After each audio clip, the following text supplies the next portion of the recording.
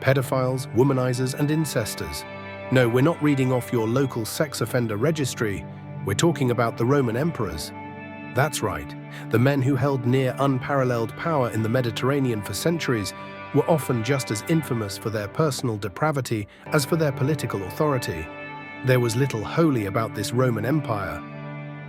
Today, we dive into the sexual fetishes and notorious excesses of rulers like Caligula, Tiberius, Nero, and Elagabalus.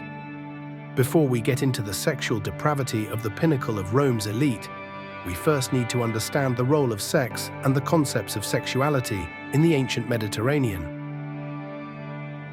Roman social norms around sex and sexuality are vastly different from our Western ideals today. We are speaking of a society in which prostitution was legal and widespread. Men in any class were free to visit brothels, without any form of moral disapproval from society. Attraction towards young boys and girls was considered normal for men who could keep younger male partners, as long as they were not a Roman citizen. This isn't to say Rome had no taboos or norms when it came to sexuality. It was by no means a sexual free for all. Men were expected to show restraint in regards to the frequency of sex. Hypersexuality was considered morally and medically inappropriate for both men and women. Perceived effeminacy was condemned, having social and political implications. This is not to say any form of homosexual relationship was prohibited.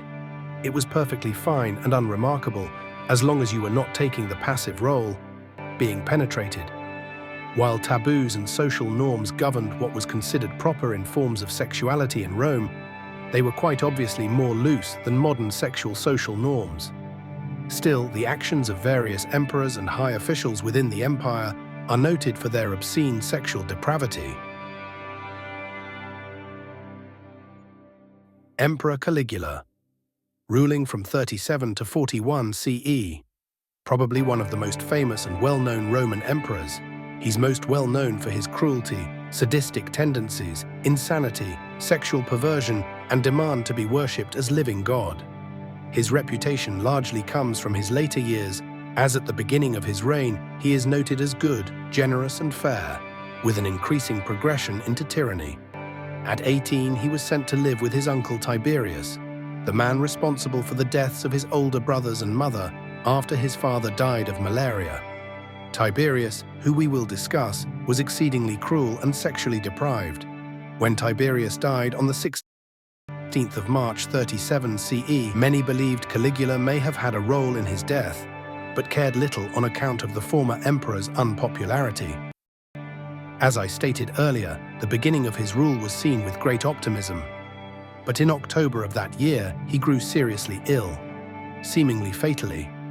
However, the emperor would recover, with the illness seemingly acting as a turning point in his benevolence in favor of tyranny.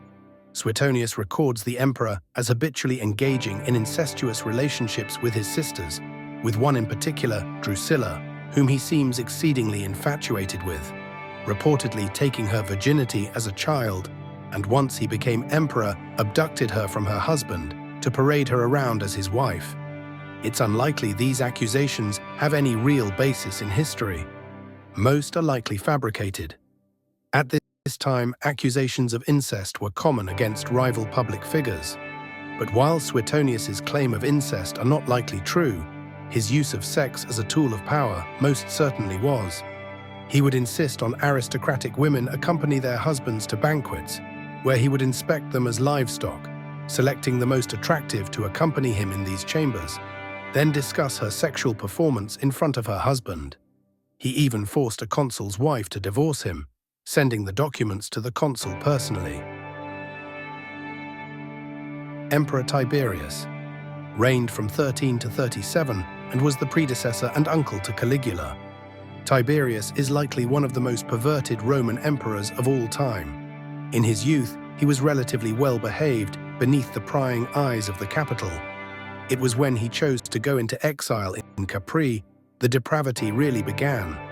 The palace in which he stayed is recorded to have been covered in pornographic art, likely resembling that of the brothel in Pompeii. Tiberius was said to have groups of young boys, he called his tight bums, to perform threesomes in front of him to stimulate his libido. Pedophilia is what Tiberius was most known for. Suetonius records him having trained young children, which he called his little fish, to swim between his thighs and nibble on his genitalia during baths. He fornicated with 2 boys during a sacrificial ceremony, breaking their legs when they complained, and sexually assaulted a woman to the point of driving her to suicide. Again, it's likely some of these stories are highly embellished or fabricated, as the elite of the time greatly disliked the emperor. However, the variety of sources attesting to his debauchery show complete fabrication to be unlikely. Emperor Nero, reigning for 14 years, from 54 to 68 CE. He was born in 37 CE, and his father would die when he was 3.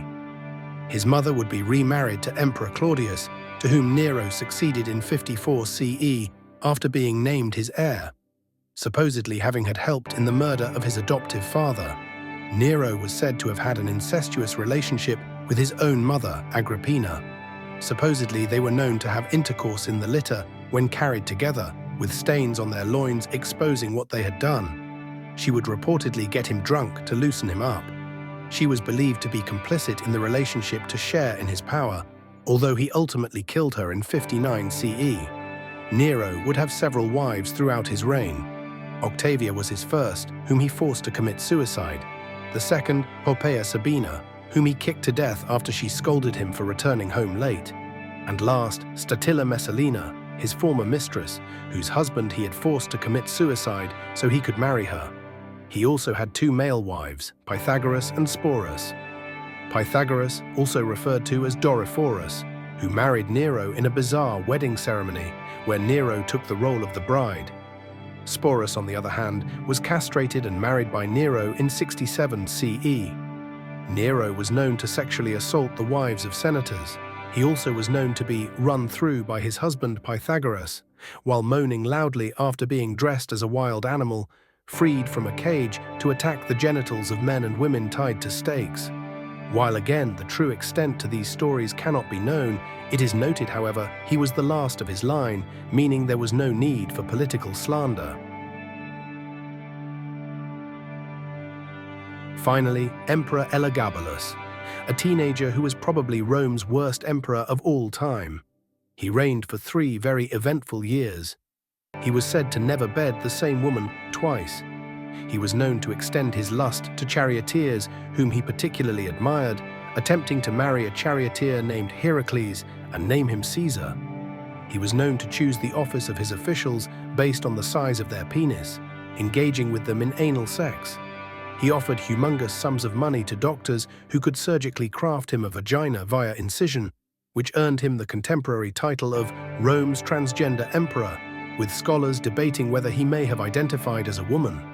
He caused a great amount of religious controversy during his life, having a conical black stone worshipped as the god. Elagabalus replaced Jupiter as the chief deity. He further angered religious elites with his marrying a Vestal virgin, believing the marriage would produce godlike children. There you have it, the true madness of the Roman emperors. Who would have thought the empire who defined civilization could have such murderous, incestuous, adulterous, pedophilic, and sexually deprived tendencies? If you enjoyed our exploration of the depravity of Rome's imperials, give this video a like and subscribe to the channel, as it is greatly appreciated. Thank you, and until next time.